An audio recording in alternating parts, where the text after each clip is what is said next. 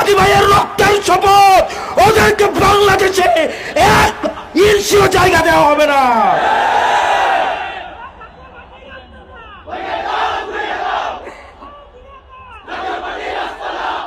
আমার ভাই উসমান হাদির রক্তের শপথ, এই বাংলাদেশে দিল্লির এক্সটেনশন, ইন্ডিয়ার আধিপত্য এই বাংলাদেশে কোন ফর্মেই, কোন ব্যক্তির মাধ্যমে, কোন ইনস্টিটিউশনের মাধ্যমে, টকশিজীবীর মাধ্যমে, পেশাজীবীর মাধ্যমে এই বাংলাদেশে কোনদিনও আর ঢুকবে না। প্রিয় বাংলাদেশবাসী, আপনাদেরকে ঐক্যবদ্ধ থাকতে হবে।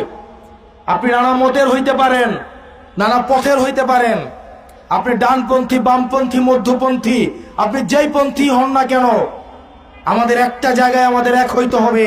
আমরা এইখানে যারা আছি, আমরা হচ্ছে বাংলাদেশপন্থী।